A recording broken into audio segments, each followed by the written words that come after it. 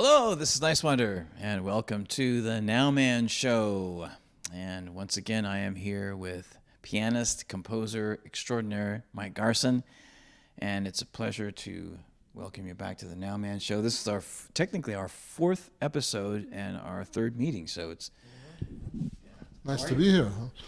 That was a piece that I wrote for Bill Evans. I was sometimes pieces they go dormant for 10, 20 years, and then I recently started playing again, and you play them till you don't want to play them again, but that was a improvised version, except for the melody, obviously, of this waltz I wrote for Bill, who was very dear to my heart, blessed to have had a 6-hour lesson with him, and saw him so many times at the Village Vanguard. So he was a big influence on my life. I would sit almost this close to where the piano was at the club. And it was a beautiful experience. Did he ever have a group to play with, or was he mostly just solo keyboard? No, he had always a great trio. He did some solo records, but he had an amazing trio with a bass player named Scott LaFaro in early 1960, and a drummer named Paul Moshian. And then Scott passed away. I think it might have been a car accident. Then people like Eddie Gomez and Chuck Israels, they came in. Great.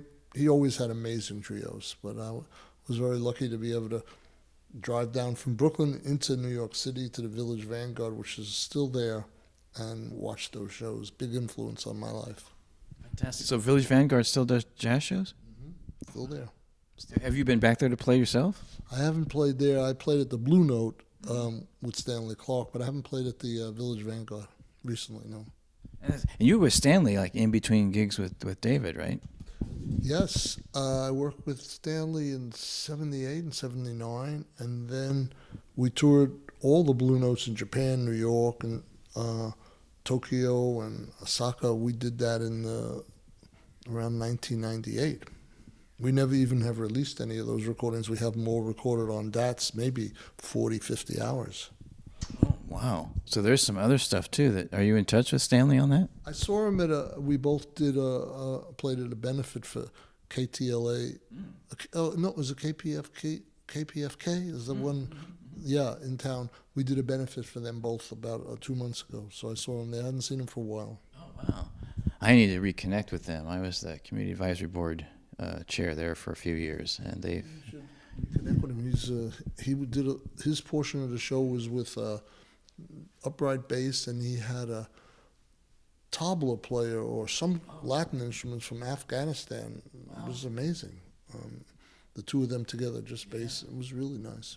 I love when people mix instruments up like that. I saw Herbie Hancock once do that with, and he's brilliant in that, how you can just, as you yourself, you combine different styles of music together, and you can you can sneak in all different kinds of sounds and instruments, yes. Depending on how you do it. The world's becoming a smaller place, so we need to be aware and co-create with other great cultures. I've done that a lot.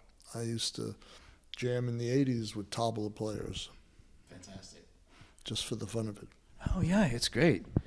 Yeah, and but let's capture a little bit of the timeline of since last time we talked. My gosh, it was 2017 since we actually had a conversation like this. So I know you did a recording, which is a charity benefit with Gabby Moreno.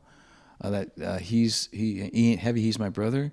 That's beautiful. We did a nice version of that. I think we were doing it. It had twofold purpose. We did it for cancer, and we also did it for the firemen. Mm-hmm. So, but she's a very talented singer, Gabby Moreno, and she's going to have a very good career. It has been good, and it's going to continue being good. She's a wonderful singer. And she's very versatile, too, as an artist, and I think... Yeah. I just did a big project with her, and she just could sing very wide net. And I think she, on that recording, sounded like she did all the harmonies, too, I think. It was phenomenal. All the harmonies on He Ain't Heavy. And we did it all in my other studio, and it was just watching her work for 3 hours and got it all done. It was amazing. Wow, you did that in 3 hours? Yes. Wow. Very impressive. I really enjoyed it a lot. Great. Yeah. And in 2018, I know there was a lot going on then, because I've seen all the Bowie Celebration shows here in L.A., and you worked with a lot of interesting people in the last few years on those shows. And then there's, let's see, what was it? Earl Slick. There was, I saw even Angelo Moore was there, and some of the early shows. Angelo Moore, a very talented singer. Yes. Yeah, and who else did I see? And Adrian Ballou, and of course you had Gail and Sterling. Sterling Campbell. There have been about 100 singers that have worked with us, and probably over 25 different alumni on this tour coming up January through April on the Bowie Celebration. The whole band is alumni from different parts of David's life. The drummer is named Alan Childs. He played with David on a Glass Spider tour, so he was out for a year.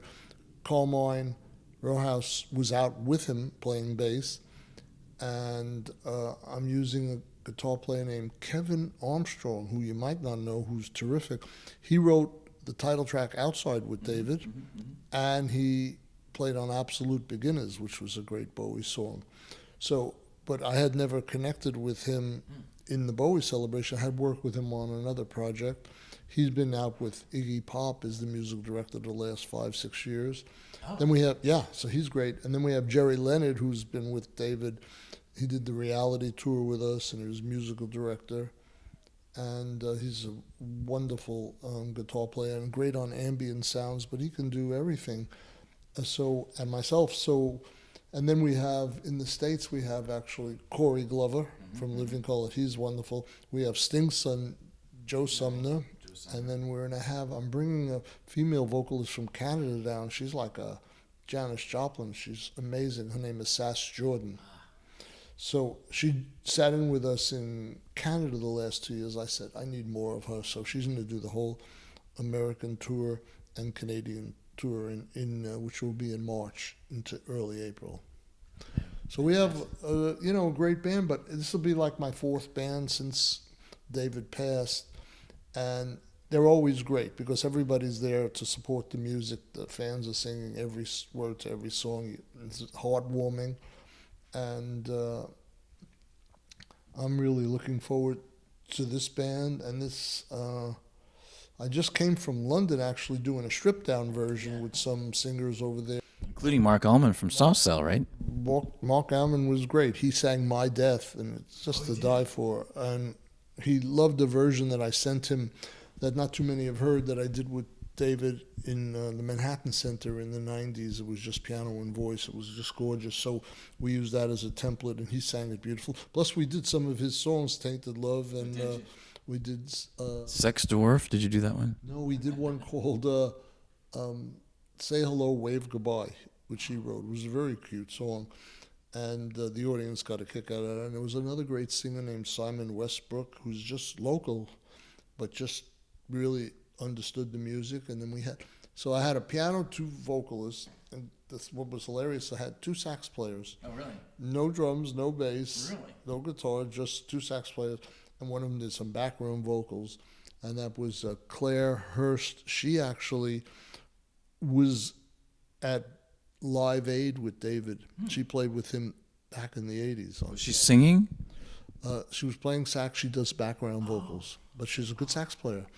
And then a guy named Terry Edwards, who, when I did Aladdin Sane with him, this was just a week ago, he played two saxes at the same time. So the audience went crazy, and Mark Ammon sang it with this guy Simon, and it was two vocals. It was really wonderful. So I'm finding I'm able to do the Bowie thing in many contexts, very simple, the larger bands. I eventually will do some orchestra ones, and it's just continuously evolving. But we have 40 shows coming up in the next 4 or 5 months, and last year was 60 shows, and next year will be his 5th anniversary since he's passed. Wow. So I'll probably even do more shows. That year might even be 70 shows, So that would be like the 5 years tour, right? That's what it's going to be called. Yeah. That's what it's going to be called. And, I'm not tired of his music. Yeah. I'm just not tired of it. And I have so much room to do what I want because he always gave me room, so why shouldn't I do it with my own bands, So there's a lot of room. And that's the mindset of Bowie, though, is to, take a song and then just let it happen, let it make itself with the musicians. Partially because his trust level of the people he hired was so high that he knew it would always come out all right. He never micromanaged. He did very little except give maybe a vision, and he would trust. And every musician he ever hired was the perfect one. So you'd have to say he was the ultimate casting director. That's sort of how I see him that way. And a great producer. And he pulled out the best of me. It was almost like whatever I had practiced my first 20 years of my life, he found a place for in the maybe 100 songs I recorded with him. And you worked on, so you did 20 albums and 9 tours, right? It might have even been 13 tours. There were some smaller ones. And officially there were 14 albums, but more keep coming out. So it is around 20 because they keep finding things. And over 1,000 shows live. That's scary.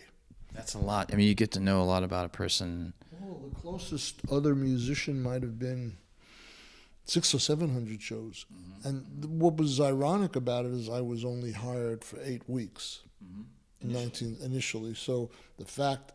And there was long periods of time I was playing jazz and wasn't with him, but I was with him in those heydays in the 70s, and then I was with him from the 90s till his last performance. And what's fascinating, and it didn't dawn upon me till someone pointed it out to me, but I auditioned with the song Changes in 1972, and Mick Ronson was sitting at the piano when he gave me the music. And that was my audition song, and the last piece I ever played with him live was with him, me, and Alicia Keys, and it was Changes in 2006. So it's kind of interesting. What would you call it? Connection to that one song. One song, and it's like bookends, you know. And like I said, there've been about 100 singers who've just jump in for a tune or two, and they keep coming, whether it was Perry Farrell or Ian from the Cult, or Sting did he did 2 shows with us at the Wiltern. At the Wiltern, which was phenomenal. He did Black Star and Lazarus to Die For. I did Disco King, Bring Me the Disco King with Seal. Did you see that? I saw that, yes. That actually happened. I just was watching that again yesterday. That actually happened just a few days after we were together the first time. Was that a few days after? Yeah. Oh, Well, at least that's when they put the, might have even just been one day after, because somebody put the video up a few days after. Wow. He was terrific, and the first week in March when we're here in California, and Evan Rachel Wood is going to join us, so she's going to be a guest. So you never know who's going to pop in. I mean, almost every artist I've ever met has a close feeling about David, and he's somehow influenced them. Just Yeah, like that huge. Huge. Yeah, I know. I mean, when I talk to you about, you know, how he recorded and how he utilized musicians, and I realized in my own 2 albums, I did the same thing.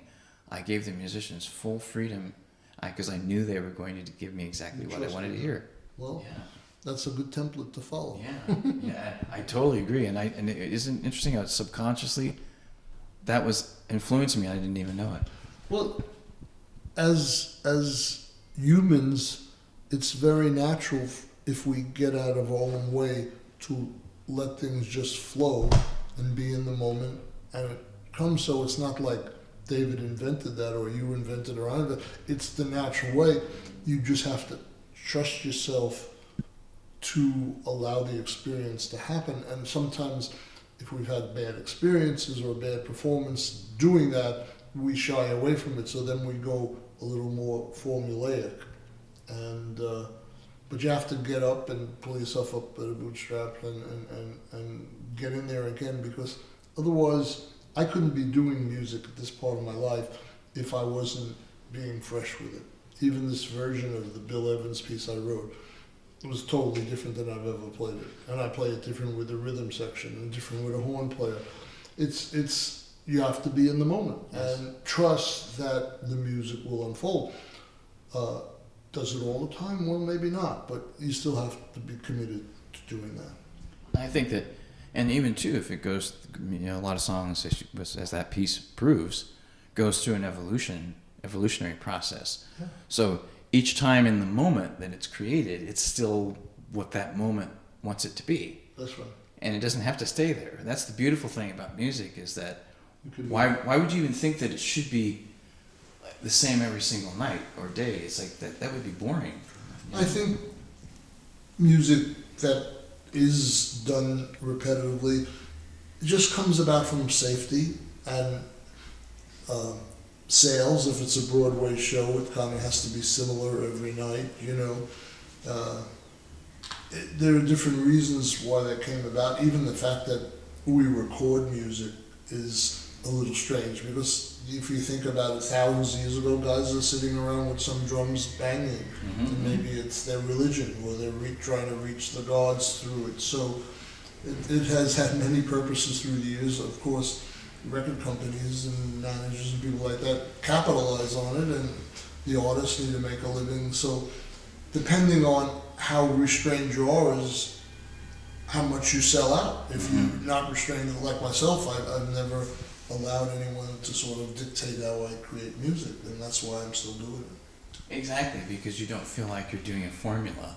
I mean, a formula would drive me crazy. I understand, so I get that completely. Well, you know, if there's anything good about formula, if you're a talented artist, like, and playing classical music, so you are playing the same notes every night. If you're playing Liszt or Chopin or Beethoven, you still can play that in the moment and express yourself through it if you have that awareness. And the same as a musical Broadway. You could make it your own, and each time you do it, it's like you've never done it before. That is its own gift. So that would be the upside of formulaic. You know it's going to work, and you want to be respectful of Beethoven's Ninth Symphony, or, you know, unless you're announcing that you're going to do improvisations on Beethoven, which I have done things like that, but I'm talking about classical artists. Some will be boring who are not doing it in the moment, and they're just playing the notes, and they might have the fingers, but there's no feeling.